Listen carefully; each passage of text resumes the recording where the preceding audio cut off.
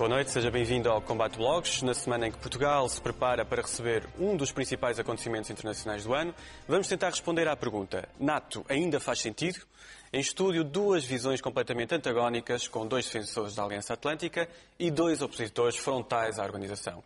Afinal, o que está em jogo nesta cimeira, que terá lugar no Parque das Nações esta sexta-feira e sábado, desde logo o escudo antimíssil, que deverá ser instalado no lado leste da Europa, mas também a estratégia de reforço de tropas no Afeganistão e a reforma da estrutura de comandos regionais da NATO, que poderá despromover a estrutura portuguesa instalada em Oeiras.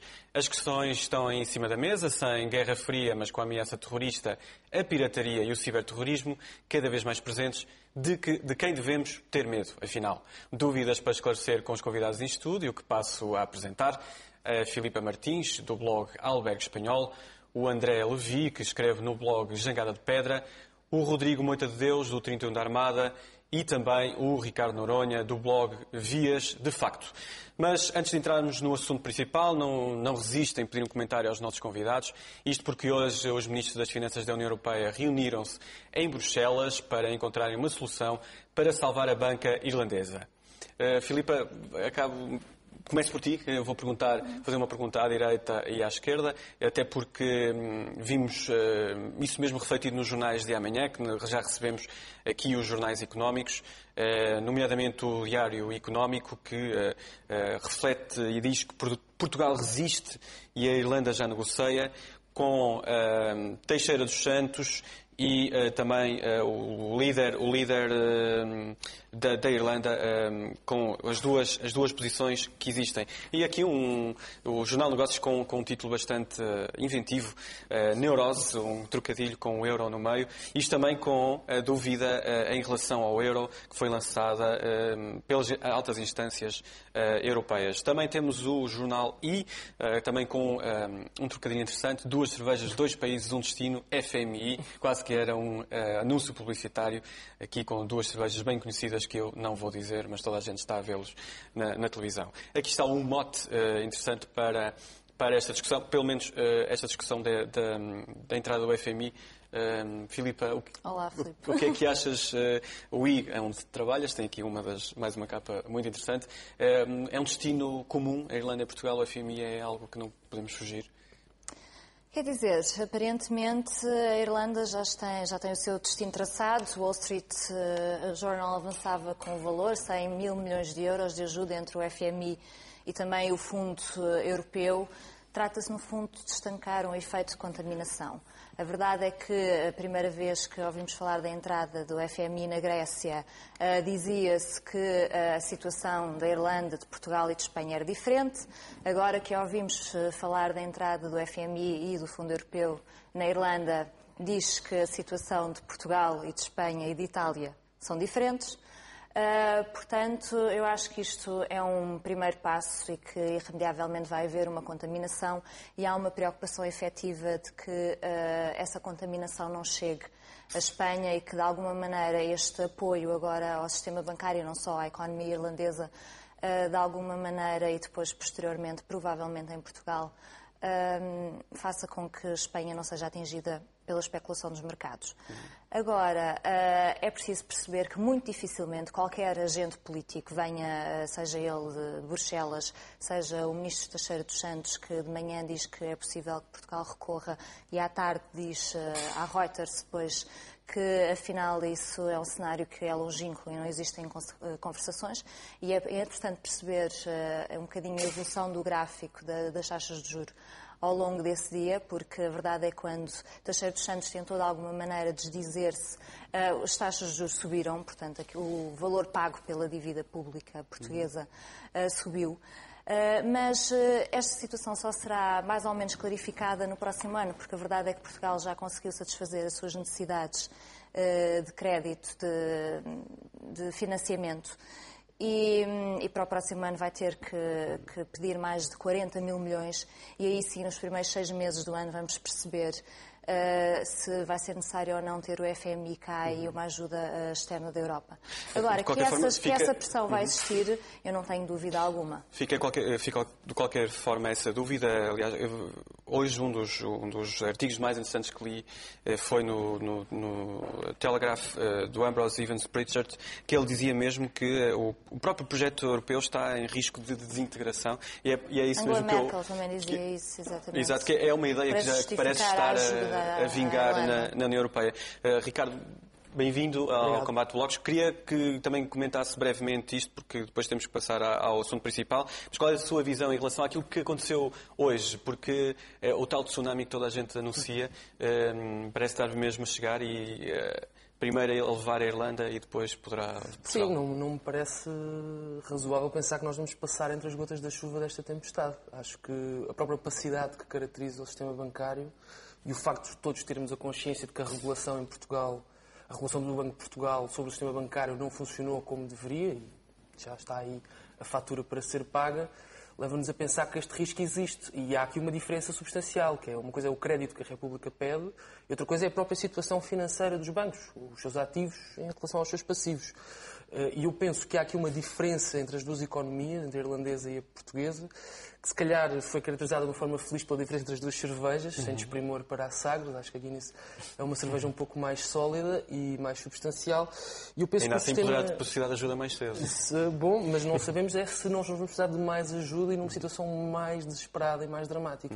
Porque a forma como esses bancos conseguem investir em sítios que nós não conhecemos e em condições que também não estão muito claras, fazem com que muitas vezes alguns dos seus investimentos, que depois não são escrutinados, ultrapassem o nível que deveriam e depois o endividamento desses bancos lá fora e tudo isso condiciona a sua própria atuação e depois a dada altura vai ser preciso uma intervenção, provavelmente estatal, para os salvar e depois naturalmente isso terá consequências em termos do déficit e assim sucessivamente. Portanto, há aqui um efeito de arrastamento que nos vai depois levando cada vez mais para baixo. Eu penso que só sobre a questão da União Europeia já vários economistas o têm dito e penso que não são conhecidos por serem pessoas muito radicais ou extremistas nas suas opiniões, que uma moeda comum sem um orçamento comum e sem uma política fiscal comum, sem um governo económico comum, não tem condições para sobreviver. Portanto, a economia europeia e o euro sofrem as consequências de um modelo institucional que também... Eu não resisto aqui a introduzir uma piada, porque, entretanto, houve problemas na aprovação do orçamento da própria União Europeia. Não sei se acompanharam e há a possibilidade da União Europeia ter, enquanto instituição, ter de viver a do décimos. A minha questão é se também vai lá entrar o FMI. Sobre o FMI... Deixa-me só dizer uma coisa que eu não resisto, que é, há uma diferença enorme entre o caso irlandês e espanhol do caso português. Nós, na Irlanda, estamos a discutir um problema que existe com a banca privada. Porque o enorme risco sistémico. Estamos a discutir um problema com a banca depois de anos seguidos com taxas de crescimento de 2 dígitos. Em Portugal, aquilo que nós estamos a discutir não é, ao contrário do que o Ricardo disse, não é um problema com a banca portuguesa. Isso houve vários casos, foram identificados, falta de capacidade do regulador. O regulador foi para Bruxelas, para as instituições europeias, ficámos todos mais felizes e contentes, menos a União Europeia, certamente, que depois há de descobrir o talento do regulador. Mas nós estamos aqui a discutir outra coisa. O problema aqui não é com a banca, nem com os investimentos misteriosos e todas as teorias da conspiração que se possam fazer sobre esse assunto. Aquilo que nós vamos a discutir aqui é Estado. As contas do Estado, a nossa economia, como se viu, aliás, pelos números deste último trimestre, a nossa economia até tenderia a crescer, não fosse aquela coisa chata que é a República. A República é que é o lastro que empurra, que empena a nossa economia. Pegaste aí na República, eu tenho uma provocação para te fazer, não tem a ver com este tema, mas é uma provocação que tenho para fazer, até porque foi um dia importante. Digamos, na monarquia, a nível internacional. O anúncio do casamento do Príncipe William com Kate Middleton. Tu, como representante da monarquia, qual é o teu comentário em relação a isto? Eu não sou de todo a representante da monarquia. Não reclamo para mim esse lugar. Mas é extraordinário que as pessoas, apesar de todos vivemos em República, continuamos alegremente a tratar de assuntos de Estado, como é um casamento de monarcas, como se fosse uma espécie de conto de conto romanceado tem alguma graça. Essa dimensão quase literária continuar a persistir no nosso imaginário. Rodrigo, eu não resisto em só informar os nossos espectadores, porque tu escreves num blog que é o 31 da Armada, e, curiosamente, o 31 da Armada é um dos blogs que surge como referência na nova página do Presidente da República, que foi apresentada hoje, aliás, como ao cachimbo de Magritte, do comandante Miguel Morgado. Eu sempre achei que Cavaco Silva estava mal Eu assessorado. reparei que na página oficial do Presidente da República aparece precisamente um espaço para blogs, e alguns dos blogs que o Presidente da República lê é precisamente o 31 da Armada. Desde já fica aí essa nota. Fernando Lima leu o 31 da Armada. Vamos então para a Cimeira da NATO e dando espaço aos nossos convidados para nos explicarem. Vamos pegar por aqui. Porquê que são contra a NATO? E o André Levy ainda não falou hoje. Olá, André. Tudo bem? André, eu escrevo no blog Jangada de Pedra, mas tem também outras intervenções a nível da blogosfera.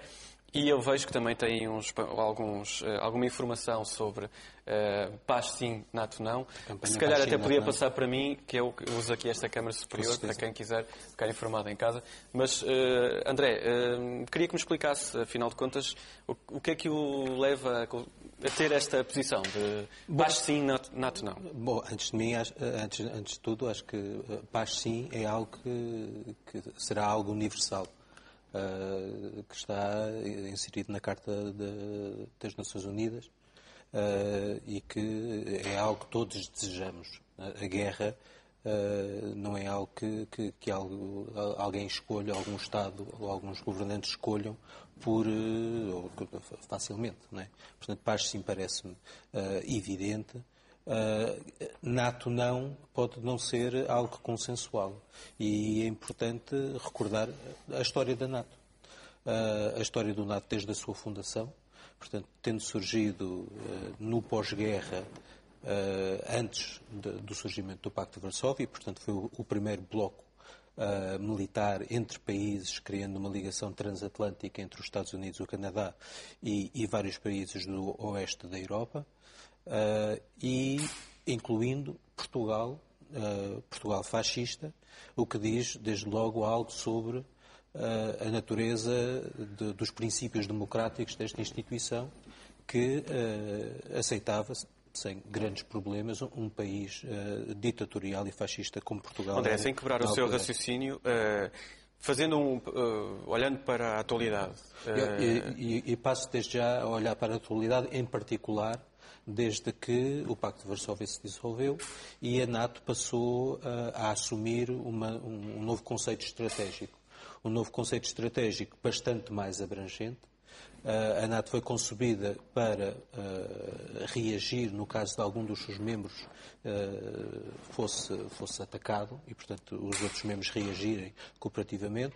A partir do novo conceito estratégico, a prática tem sido diferente. A sua intervenção na Jugoslávia, nomeadamente na Bósnia, depois no Kosovo, portanto, para lá das fronteiras dos seus Estados-membros, prova isso mesmo. E depois a sua intervenção no Afeganistão, numa das guerras mais prolongadas em que os membros da NATO estiveram envolvidos, a prova de facto que esta estrutura já não age... Na sua perspectiva, não faz sentido a NATO existir hoje em dia? Não faz sentido existir porque é uma organização, neste momento, claramente de agressão, que cria mais riscos do que aqueles que impede e porque vai contra o direito internacional, em particular o direito das Nações Unidas. A NATO, em particular no caso do Afeganistão, funcionou à margem das Nações Unidas. E, em particular, não faz sentido Portugal fazer parte da NATO, tendo em conta aquilo que está escrito na Constituição portuguesa, nomeadamente que nós devemos velar pela dissolução dos blocos militares. Eu queria fazer aqui o contraponto e queria saber também a vossa opinião sobre isto. Faz sentido a NATO existir hoje em dia? Faz sentido Portugal pertencer a esta estrutura? O que é que vocês acham sobre a situação e a situação atual da NATO, sendo que existem vários desafios. Ainda há pouco, antes de entrar em estúdio, eu li na manchete do Guardian vem uma informação nova. O Guardian teve acesso a um rascunho do documento em que diz que vai ser apresentado esta sexta e sábado, em que não está inscrito a abolição do programa nuclear. Ou seja, um dos vetores essenciais da Obama de acabar com as armas nucleares poderá, pelo menos nesta altura, com Medvedev também presente, poderá não avançar de forma tão premente como o Presidente dos Estados Unidos queria. Filipe, antes de mais, eu sou uma relativista, portanto, dizer que sou contra ou sou a favor da NATO, para mim, causa-me alguma impressão, não se trata disso. Para ti não te interessa se existe ou não existe? Não, há fundamentos para a existência desta organização, com argumentos contra e com argumentos a favor. Eu não me quero prender exatamente nas questões históricas, mas acho que é interessante recordar uma afirmação do primeiro secretário-geral da NATO, em que dizia que a NATO era, no fundo, para manter os russos fora, os americanos dentro e os alemães em baixo. Isto já não existe, como é óbvio, é uma frase completamente ultrapassada. Entretanto, depois disso já houve duas reestruturações profundas da NATO. Uma depois da queda do Muro de Berlim, onde houve, de facto, como acabámos de ouvir, um alargamento das competências da NATO, nomeadamente ameaças terroristas. E depois, em 99, quando houve a introdução de países da ex-URSS, e falava-se de questões, por exemplo, da NATO poder intervir em situações em que os direitos humanos estavam a ser violados, e foi uma das alegações que na altura ocorreu quando se falava da questão do Afeganistão, que era, no fundo, o discurso oficial que ali estaria-se a violar os direitos humanos, daí a NATO poder intervir. Agora, hoje em dia, é verdade que existem uma série de novas questões que se colocam, e o relatório de Madeleine Albright, com 12 peritos, no fundo, tentou delinear o futuro da NATO e os novos desafios para os próximos 10 anos. A questão do nuclear, eu acho que já era mais ou menos conhecida. Na verdade, o que é dito no relatório é que a NATO tem de ter um caráter mais preventivo, que os países, é dito taxativamente que os países da NATO não terão, provavelmente, um ataque bélico no seu território, que as ameaças são transfronteiriças, nomeadamente a questão das ameaças cibernéticas. E em relação ao nuclear, o que é dito, que está lá escrito, é que os países devem caminhar para a não proliferação e para a redução de armas nucleares.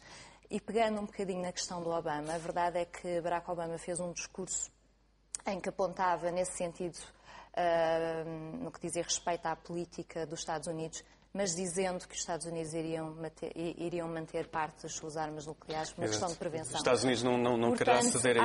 Há sempre aqui uma questão que é de alguma maneira controversa e até de alguma maneira hipócrita. É verdade que os países do Ocidente ainda não sabem lidar da melhor forma com esta questão.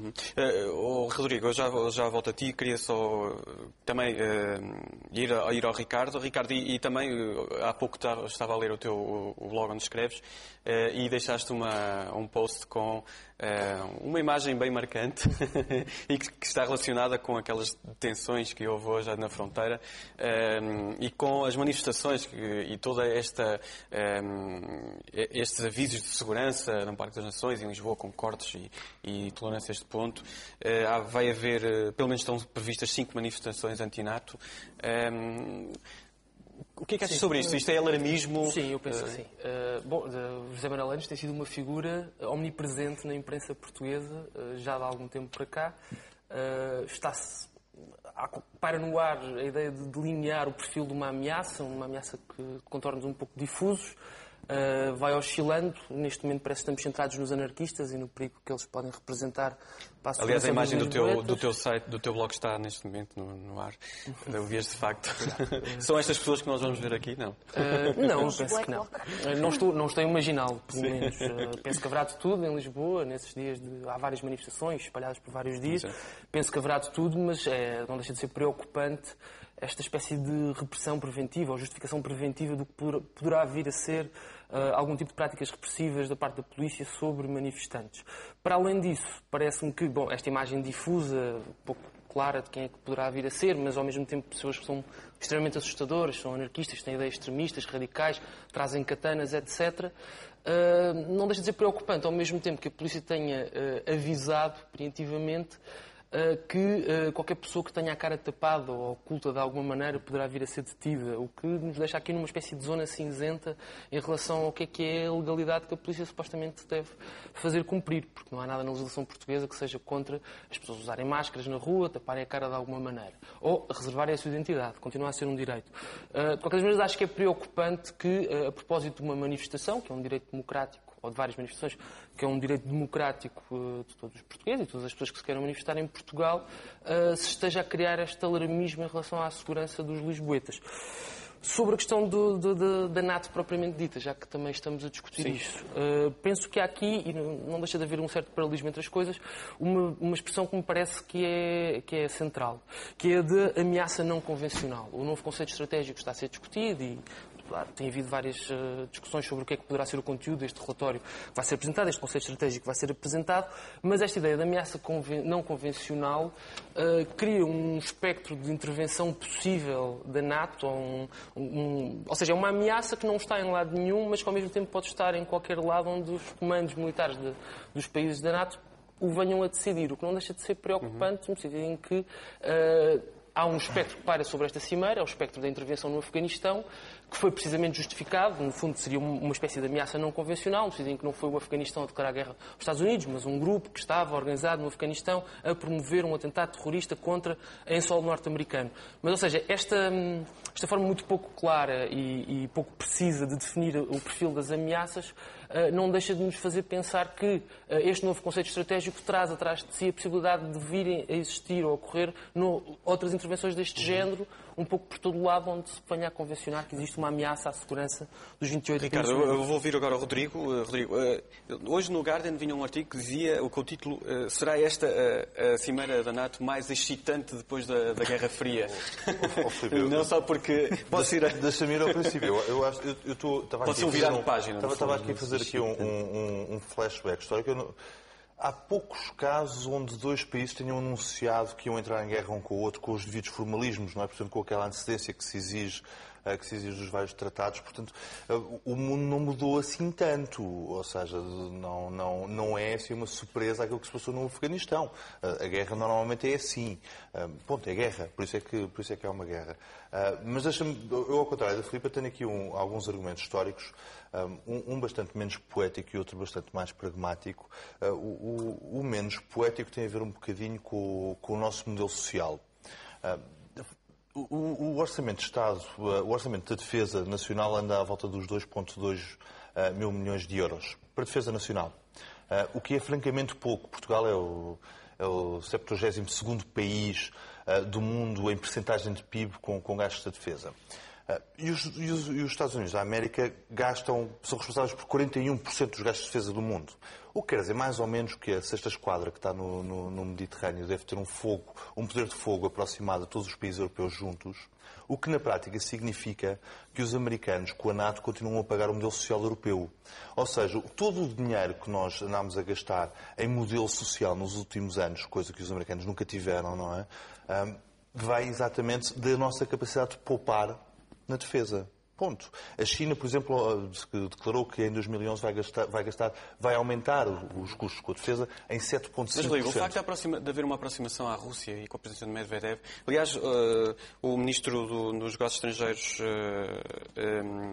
russo, o Sergei Lavrov, até falava mesmo quase no fechar de um dossiê após a Guerra Fria. Deixa de haver dúvidas. Não há uma aproximação à Rússia, atenção. Eu tenho muitas dúvidas quanto à aproximação à Rússia. Aliás, o grande fracasso da NATO nos últimos 5, 10 anos é a operação da Geórgia.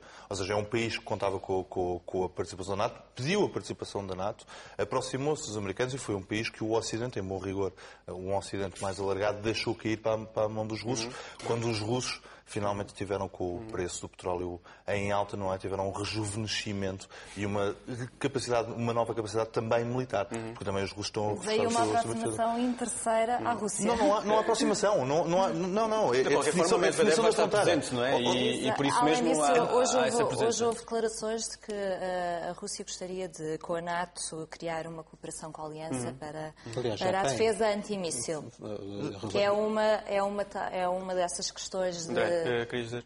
Que estará em cima da mesa a partir de agora. A Rússia, tal como muitos outros países que não são membros da NATO, tem com a NATO acordos, quer no âmbito do acordo euro-mediterrâneo, da Aliança Mediterrânica, quer a chamada Parceria pela Paz, que é um pouco orwelliano, mas que inclui a Rússia. Portanto, há uma relação privilegiada com a Rússia. O que não deixa de haver uma contradição.